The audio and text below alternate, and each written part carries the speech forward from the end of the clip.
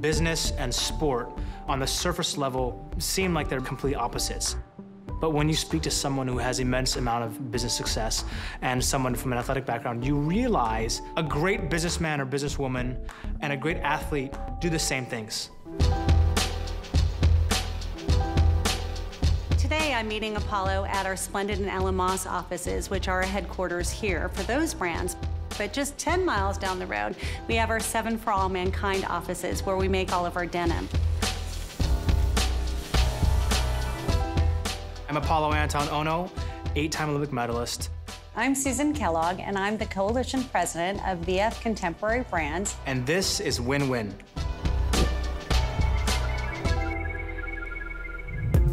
Hi, Susan. Hey, Apolo, welcome. Thank you. Great to meet you. Great to meet you. I still identify myself as being an Olympic champion. It's always gonna be my blood, but I'm definitely seeking to do other things. I brought my own 7 jeans today. Oh, wow, so you know. thank you for wearing them. Made in LA. Made here in LA, Yeah. which is even better, right? Made in the US. It's really important to surround yourself with top talent, both inside your company and outside, and even outside of the industry. I'm excited about our date. I'm so glad to have you. Come on in. Okay. I spend a lot of time traveling the world, talking to people in other businesses, other walks of life. I'm learning every single day, and I think the day that I'm going to stop learning is the day I'm 6 feet under. I mean, look, I love fashion, right? It's been a huge part of kind of my personality. Yeah. You're like this mega CEO who oversees one of the most powerful brands in the world when it comes to fashion, but you still today seem so excited about what you're doing. What drives you as the CEO of this amazing company? You have to love what you do, and it's that simple. I mean, I am really, really fortunate. I don't call it work, because every day I do what I love to do. I think there's a lot of commonality between succeeding in sports and succeeding in business. That idea that you really are focused and that you're disciplined, and then when you fall off, you dust yourself off and you're back in it the next day. You came from a sporting background, right? Which is awesome. I love hiring athletes because they understand vision, they understand commitment, they understand discipline, and they understand winning. And I find that when you hire an athlete, you really can go the distance with them because they get it. And you can push them. Well, so to speak, CEOs and coaches have a lot in common. Winning is beyond receiving the gold medal. It's the 4 years before you go to the start line.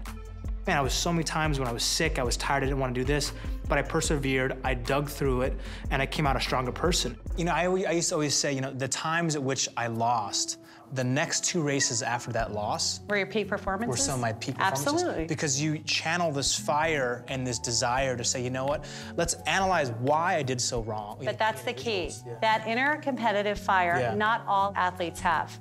Not all human beings have. You clearly have it, right? I feel that I have it in my business world. I'm a really competitive person. It probably started at age 6 at summer camp when I won my first award, and pretty much has been going strong ever since. I think that can-do spirit and that fire that you're talking about, you've got that, you can be successful in any venue. I love the way that she approaches her business.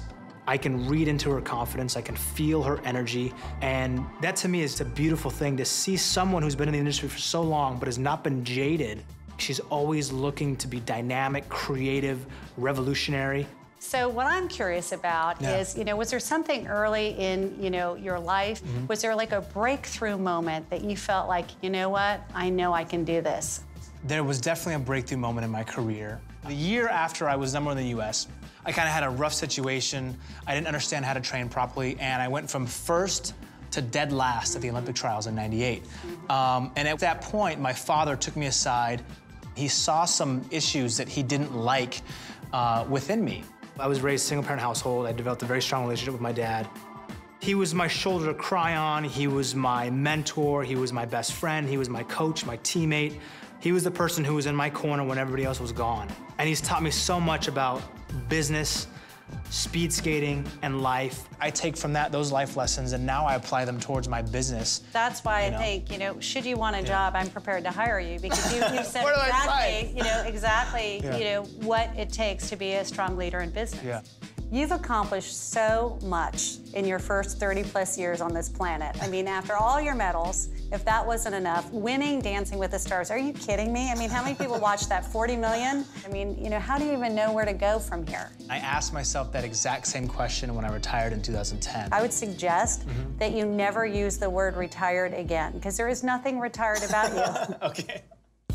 It was really easy to talk to Apolo. We had a lot in common. I mean, being good at your field, no matter what your field is, takes a lot of work. I have a little favor. I'd like you to show me a few dance steps. That's my favor. Is it the kicker? I'll share the view with you, but you need to share a few dance steps with me. Deal. We got a deal. We got a deal. Okay. All right, let's make it happen. So I really wanted to show you this spectacular view. This is absolutely the reason we moved here. I think it's important to not judge a situation just because it's new and it's hard, because everything that's new is usually difficult. So if I want you to go backwards, I'm just gonna push. If I want you to come closer to me, we come this way. This interaction controls everything. And the greatest dancers don't even need that. They just do it through here.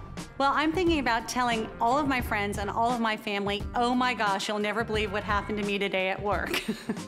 Let's do some waltz. Okay. Okay, so for the man, I'm gonna step forward, and so everything I do, you're gonna do backwards. Okay. Okay, so we're gonna go glide, glide, stop. Well, that's not fair. You're a speed skater. You know how to glide. Glide, stop. And this hand is, my hand is gonna go here. Okay. Where does mine go? Yours can go on my shoulder. Okay. Stop.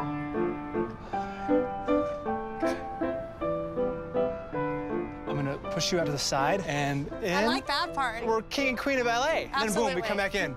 We're in our own world. Got it. Ready? Yep. Okay, let's do it again. One thing that resonated with me with Susan was her relentless drive to want to succeed. We have the same mantra in life and in business and in sport, and that is to be all in. Ta-da! And then, no, other way, yeah. There you go. Oh, that way. This way. You know what? Business leaders are not good followers. You know, I think it's very simple. You know, whether you're 21 or whether you're 30 or 40 or even 50, I mean, if you're doing what you love every day and you're able to, you know, pay your rent, that's success. You did excellent. Oh, gosh. Excellent. Well, you're a great lead. Thank you. It was a thrill. Thank you, sir. Thank you, thank you, thank you.